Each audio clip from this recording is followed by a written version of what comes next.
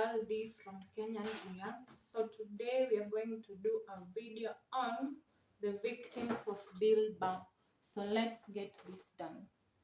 Burr's comedic persona is the loud, overconfident guy at the end of the bar. He fearlessly voices exactly what is on his mind, whether he is on daytime television or sitting across the table from you. However, Bill cannot be dismissed as some blue-collar loudmouth drunk. He is highly educated and will accurately expose your insecurities. These are some of the people who have been trolled, intimidated, and dismantled by the gab of Bill Burr, starting with Theo Von, one of the sweetest and most beloved comedians who was robbed of his charm. In 2019, Theo Von invited Bill to be on his This Past Weekend podcast. At this point in his career, Theo was just starting to become a household name. However, Bill wasn't very familiar with his material nor his fan base, which set the conversation off to a weird start. Theo was a huge fan of Bill, and naturally started picking Bill's brain about the comedy and entertainment industry. So from the beginning, they established a hierarchy where Theo seems like an aspiring comic looking for advice. I was just like experiencing like a ton of stress, man, burnt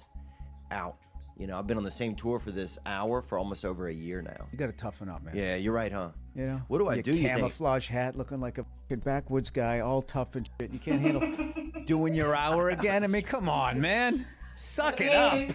Bill probably had a hard time relating to Theo's mental health struggles since he grew up around blue-collar Boston men who worked themselves into an early grave. Then again, this was just harmless ball busting, but an early sign of what was about to come. I just think I have a tough time working with other people sometimes, you know? I just think I would say get over that. Get over yourself and get over that, because there's a lot of great people in this business and you're going to miss out. And I don't know. No, you know what? You'll say your loved ones will save money on the funeral costs because no one's going to go, so there's not going to be too many snacks they got to put together. You could see Bill was about to be more serious with Theo, but then paused and decided to defer to a silly joke. That wouldn't last. She'd have a rough day and she'd come in. And I don't remember the whole show. I can explain it to you. Yeah. If I can explain it to Okay, you. good. This guy just, I don't know what that is. All right. No, I believe it. I'm not into it. I don't want to hear it. I got it. Your show. Go ahead. All right, let's talk about old shows then. We don't have to. Patty Duke. What about that? You made me feel like an asshole, like that was the 15th time I fucking brought it up. Bill is becoming increasingly agitated with him, but Theo is making a huge mistake here. Theo is known for his airheaded yet poetic thoughts about life. He also speaks exactly what is on his mind, but it feels like the intrusive thoughts of someone with more heart than brains. Theo keeps switching in and out of being serious and being funny, making it difficult for Bill to riff with him. They both can't decide when the other person is making a joke or being serious, and by the end, Theo felt defeated and Bill could sense it. What about The Nice Guys? Oh, you got to see that. I'll watch The Nice Guys. No, I don't know. I think you're looking down. You got your jaw out. You got your jaw out. It's very confrontation. I'm feeling like you're not liking my suggestions. You just like you like the Once Upon a Time in Hollywood. This guy's dead to me. He's dead to me. This was like watching two guys having to hang out because their wives are friends. This is what it looks like when your two cool friends meet for the first time and don't hit it off like you thought. Bill said he had a great time, but fans provided empathy for Theo since they know he is humble and vulnerable. They could tell he was disappointed with himself, and Theo addressed the pod a few days later. He was Bill Burr to a T. He's brash. He's poignant. He's exact. You know, he really is like a NASA, you know, like a rocket, you know, and I'm more like sometimes like Phil Armstrong, you know. You find me just kind of moseying around on the moon, you know, monitoring how I feel. You see, Bill only gets serious when you make him. Sometimes it's better to just sit back and let him beat you up a little bit, like how Joe Rogan did after Bill absolutely dismantled him. I want people to walk down the street with a mask on? Let's not start this, Joe. Do you, though? Let's not start this. But before Rogan gets humbled by Bill, a quick word from our sponsor, Aura. Are you tired of receiving those spam calls from unknown numbers all day? I know I am. Luckily, today's sponsor, Aura, can help. Data brokers are making a fortune selling your information to those pesky spammers. These brokers are legally required to remove your information if you ask them to, but they make it very difficult to do so. That's where Aura comes in. Aura identifies the data brokers giving out your information and submits opt-out requests on your behalf. You can try Aura free for 2 2 weeks using my link, aura.com/PatrickCC. They also have many other features that protect you and your family from online threats you can't see. It's really easy to set up too. Instead of having multiple different apps to get things like antivirus, VPN, parental controls, password management, identity theft, and more, Aura has them all in one place and you get everything at one affordable price. I personally like how I can have all these features in one organized app. It's really convenient. You can either let these data brokers keep profiting off your information, or you can go to aura.com/PatrickCC today to start your 2-week free trial. Also linked in the description below. Thanks, Aura. Okay. Let's start it. I don't want to start this bullshit. I'm not going to sit here with no medical degree, listening to you with no medical degree, with an American really flag matters behind you, now. smoking a cigar, acting like we know what's up. I just love how wearing a mask became like this like soft thing that you were doing, like being it's for courteous. Being courteous. Why is it for bitches? I know it's so You're wearing a stupid. mask.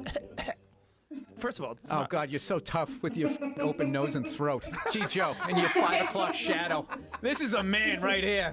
Joke. He often reminds people it's okay to laugh at themselves. Making fun is his way of showing love towards someone. A perfect example of this is Bill's endless jokes towards Colin Cowherd, who hosted a sports radio show on ESPN. Him and Bill are great friends, which is why Colin knows to just laugh when Bill is sending shots his way. A lot of people think that they're uncomfortable with my elevation. Are you uncomfortable with it? No, I just see all of your insecurities. A giant desk. When guys come and sit on the couch, I go right after them. Don't you respect me for Really? that? No, I don't. Your big dumb desk hiding behind your microphone. And don't even think about asking Bill a dumb question. You're in your comedy prime right now.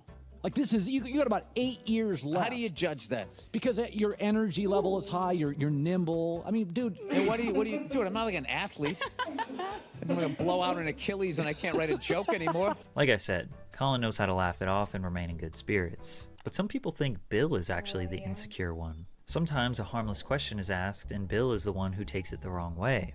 Bill, are you the head writer on the show, or how do you work in the writers' room on the show? Because you write your stand-up specials, you know, obviously you're a writer, but you've never really written on a sitcom before. If you go through your credits, you hadn't really been on a show before. Why'd you have to bring that up?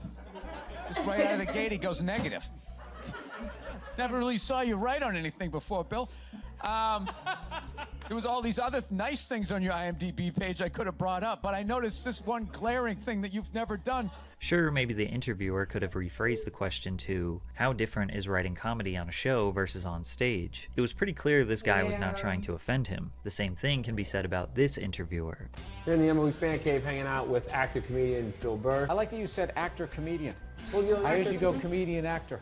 Look, dude, if you saw my IMDb page, you'd definitely know it was comedian-actor. Yeah, it's a quick read. After all, Bill admits himself that he had a hard time understanding people's intentions throughout his whole life, which usually led to anger or jokes. If someone was really nice, I would just be like, get away from me. If someone was an asshole, it's like, oh, that seems familiar. For whatever reason, I don't like being complimented. Well, fortunately for Bill, he didn't have to worry about being complimented on this next one, because he made enemies with the entire city of Philadelphia after they relentlessly booed him during his set. While Bill was developing as a comedian in the 90s and early 2000s, he gained some notoriety on Comedy Central Presents and through regular appearances in The Chappelle Show. But many attribute a large jump in Bill's popularity to the Opie and Anthony radio show, where he's regularly been a guest over the years. In 2006, many Opie and Anthony show regulars were on the Traveling Virus Comedy Tour, such as Tracy Morgan, Bob Saget, Ralphie May, and Patrice O'Neal, to name a few. The tour was very successful, with the second show in the lineup breaking Jay Leno's record for the most tickets sold for a comedy show at New Jersey's PNC Bank Arts Center. However, the third show in Camden, New Jersey, just across the Delaware River from Philadelphia, didn't go nearly as well. The drunk and unruly Philly crowd on a hot afternoon outdoor show set the tone by booing the opening act off stage. They'd continued to behave poorly and on the verge of booing the rest of the night, as those who had yet to perform were dreading their set. Tracy Morgan gave up 7 minutes into a 20-minute set. Bob Saget and Patrice O'Neal did well, but Bill wasn't having it with this crowd. He got defensive on behalf of his comedian friends, which led to an all-out roast session from the beginning. Oh, f*** all you people. You know what, you f***ing losers? I hope you all f***ing die, and I hope the f***ing Eagles never win the Super Bowl. Go f*** yourselves. Oh yeah, he wasn't holding back. Let's talk about heart disease, something you're all gonna f***ing die of, and I'm gonna laugh and Why are you that beat It's up? gonna be great. You're all gonna get f***ing cancer, which is fantastic, because all your f***ing heads are shaved anyways. No one's even gonna notice. If you can believe it, it gets so much worse. Every minute that goes by, he decimates every possible thing about Philadelphia. He says if there was a terrorist attack on Philly, nobody would care. Rocky is your hero. The whole pride of your city is built around a guy who doesn't even exist. A man interrupts him from the crowd. Bill responds. What do you have to say, sir? Never passed the 8th grade. What brilliant shit are you gonna tell me, huh? No. Go back to the dock and go unload some shit. You warehouse working, weed smoking, disappointment for your mother. Obviously, most people were offended, but others started to respect his determination to fight an entire crowd of angry people. 7 minutes left. 7 motherfucking minutes left. And I'm doing all f***ing 7. As the minutes count down, the insults progressively get more bleak, until the end where he says he wishes he had a weapon to use on every single person in the crowd, and in some backwards twist of fate, they loved it, and cheered for him as he quadrupled down on his hatred towards them while walking off stage. Listen, I'm out of time. You guys were here, man. Thank you very much. All of you go f*** yourselves. In your own. Have a good night. Bill single-handedly destroyed everything the city of Philadelphia loves, and they cheered for him as he left the stage. This rant made national headlines. Bill's fame leveled up immensely, but he claims it didn't help him sell more tickets. It definitely stamped his persona of being an unruly jerk with a short temper that will say literally anything that is on his mind. In retrospect, Bill believes he was unprofessional and threw gas on the Philly crowd fire. He doesn't regret it, but he never wanted people to think that he is just a shock jock with a loud mouth. He spent the next decade proving to the world that he is actually an artistic comedian who is just a tad bit savage at times. And he did his best trying to be sensitive during his interview with Ethan Klein, but eventually he ran out of patience. Ethan Klein is one half of the H3H3 duo with his wife Hila. Ethan developed a reputation on YouTube over the years for being a hilarious reaction channel. He created iconic skits and bits that are worthy of being considered YouTube Hall of Fame. In short, people thought he was funny. But while sitting across from a comic legend on the H3 podcast, Ethan was nervous. You know what I mean? If you went to whatever Comic-Con of podcasting, would you be nervous? Yes. All right. Well, you're an apprehensive talking person. to a nervous guy. I'm so neurotic. I am nervous. I'm nervous right now. Okay. Really? I don't think that's going to help the show. Despite this, Ethan remained pretty smooth for the first hour, but he would interrupt Bill a lot. I don't know. I mean, you're right. You're really. I mean, he's doing this. I mean, how much? What does that do? You got this kicked out of you for a while. So it's OCD. You're kind of looking. Oh, yours? Yeah, I don't know. I'm not going to diagnose you. I have no idea. You could tell Bill was getting increasingly more frustrated when he would be trying to answer a question, then Ethan would just say, right, and try to finish his answer for him. However, things got really awkward when Ethan started pressing a question that Bill did not want to answer. It seems like you're in love with your daughter, hearing you talk about her on the podcast. Well, you're pretty perceptive. It's like you care about your own child. Listen. You also had a zillion kids, so I mean, yeah. Really? How many siblings? Really? I don't know, dude. The internet's too fucking weird to give out all that information. Oh, you don't even want to say how many because you're afraid that it will by all means, compromise keep your talking privacy. about it. Is there any way you can cut this out? I'm honest, dude. Like, seriously? Yeah, no, dude. There's fucking lunatics out there. Okay. Whoa. Off the air, I'll cut. All right. Jeez. I love how surprised he is. Jeez. Well, you can mention the amount. There's absolutely crazy people out there. Yeah. If someone doesn't want to answer a question, a good podcaster would probably just skip right over it and move on. To give Ethan the benefit of the doubt, he was still pretty new to podcasting. Ethan clearly thought Bill's reasoning for not answering the question was silly, but some people genuinely take their privacy seriously. Ethan saying, geez, comes off extremely childish and will make someone with a short temper blow a fuse. Bill held it together for the most part, but his patience was running out. When you were getting booed by thousands of people I was in hoping Philly. you were. I was like, when you said my favorite YouTube video, I was like, oh God, not the Philly thing again. And then you did the Sherry's Berries. I was like, I love this podcast. Now I hate you. Oh no. I love. What can I do? I love that. I'm joking. I'm fucking with you. Go ahead, let's do it. But do you? But no, I'm not gonna ask you. Were bullied. You've been booed before. You've talked about this a lot. Probably more than the grape lady. I didn't realize. No, but go ahead. Let's do it. Well, Let's now do it. I frankly, I like making you skip it. I like making you uncomfortable. Again, this subject was something Bill did not want to talk about, and when he called Ethan out on it, Ethan got defensive. Nevertheless, Bill talked about the Philly incident, and he wasn't happy about it. Well, I love that moment. I love everything you do. The great. This is how you turn it around. This is how you turn it around. Where made you uncomfortable. Now you fucking sit there and compliment me. I almost made it through without making an ass of myself. I got so close. What are you talking about? I had a great time. I did too. Sorry, man. I hope you did. I'm worried about you. I did. Thank God you got... I'm playing it up. I'm playing it up. All right. But I'm trying to be funny, but... This was just an hour of Bill Burr shattering Ethan's ego when an online joker meets a real comedian. This situation was very similar to the Theo Von episode. On the surface, these awkward podcasts with Ethan and Theo seem harmless. Bill is just being himself and ends both pods saying he had a great time. But it negatively affected Ethan more than you'd imagine. Many people called Ethan too sensitive. And after that episode with Bill Burr, I came home and that's when I started taking antidepressants and I went to therapy. Really? It was soul crushing. It felt like a rock bottom for me because I was having a hard time with the podcast and interviews in general, and that for me was just kind of like the culmination of a lot of stress. And that this was a reality check considering all the people he had made fun of over the years. But Ethan had Bill back 1 year later, and it went great. However, there was one time where it seemed like Bill was the one who was genuinely uncomfortable around an interviewer. A small production called Southside Steve TV on 100.5 Rock Radio interviewed Bill in 2008. Bill was immediately put off by the man's weird style and country attire, sizing him up immediately. Steve made a critical error, asking a comedian to tell a joke during an interview. So I figure I toss you a mic and you go. And I'm going to do stand-up in front of 9 people in a radio station? No, I'm not doing that. Well, you're taking the fun out of Southside Steve TV. How about I give you $5 and I want to watch you line dance and I'm a racist cowboy. I don't know how to line dance, dude. Okay. It's hard to tell whether Southside Steve is just a character or if he actually is just obnoxious and clueless. Okay. Are you a racist? No, I'm not a racist. But Bill always makes sure to get a few jabs in. You know what he looks like? He looks like the first guy who gets his ass kicked in a Steven Seagal movie.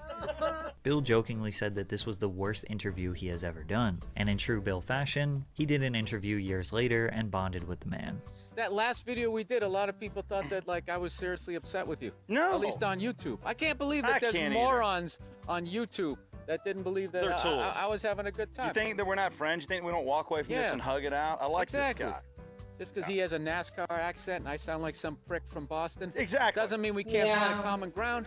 Yet despite all of Bill's roasts, jokes, laughing at people, he hates when people make fun of comedians. Kill Tony is a live comedy show that takes place every week in Austin, Texas. The show is hosted by comedians Tony Hinchcliffe and Brian Redband, who invite a celebrity guest, which is typically famous comedians, to join their panel. The premise of the show is simple. Invite aspiring comedians on stage to do a 1-minute set, then roast them for how bad they are in front of a live crowd. For some people, it's their first time doing comedy. Others have been doing it for a few years. And as you can imagine, most of these sets are boring, unfunny, lacking structure, and result in awkward, loud silences from the crowd. Everyone participating in the show understands the structure, and they look at it as constructive criticism for the comedian. Theoretically, it will make them better and let them develop thicker skin. However, when Bill came on the show, he wasn't familiar with the format, and after the first guest, he hated it.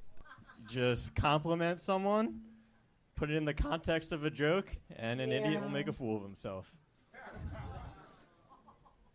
Sorry. Boo. How much time do I have left? It's a really casual set for you, huh? Maybe not. You would have picked one guy. You would have done that. We were shitting on him. He thought it would work. It didn't work. Yeah. This is fucking brutal. Is this going to be an hour of this? I don't want to do this to people. It's fucking horrible. Nobody can be funny in a fucking minute. It's Oh, yeah. stupid. Oh, no, it happens. Fucking 2 seconds. Oh, it happens a lot. Jesse just took a real bullet fuck there. this. You don't even... Fuck this. This is stupid. You're fine. You're fine. Bill quickly tried to console the guy and shifted the negativity and jokes towards Tony. There's one more, and then I'm out. All right? There's another one, mean, just to be fucking mean. I'm not doing this for fucking... trying to bring it up here. I love it. Jesse, you did so bad, one of our guests is about to quit. I don't know what else to tell you. Oh, if there's a negative lining, Tony will find it. There it is, right between the ray of sunshine. There's that little nugget of negativity. You fucking... smarmy fucking... Then Bill was trying to give genuine advice to the comics. Yeah, I would just say, just slow down a little bit. Okay. Slow down a little bit, and just the more you do your jokes, the more they'll come off natural. I would just slow down a little bit. Okay. Cool. That's it. It's not a threat. It's just, you know. But when one of the aspiring comics actually had a good set, Bill decided to give him a few jabs. Like what's the government? This dude's a fucking psycho, man. This guy is gonna get his own show, and he's gonna be a lunatic. Like, he has no remorse, no guilt, no fucking responsibility for your own actions. Dirtbag, man. For the next hour, Bill barely said anything. You could tell he didn't like the format and just kind of sat painstakingly through the entire show. Now 7 years later, Kill Tony is at its peak. They are more popular than ever and have had a broad range of massive celebrities come on, yet Bill Burr never returned. Although at times he is aggressive, intimidating, and quick to reveal uncomfortable truths, his jokes are a sign of showing love. He is actually a sensitive guy who just wants people to be the best version of themselves. Well, I love how Bill Burr is actually himself. He doesn't fear sharing his own opinions. And again, he's a great legend because, like, how would someone walk on stage with many guns, people staring at him without no fear? I really enjoyed watching that clip, so I also hope you enjoyed. See you in our next video. Bye.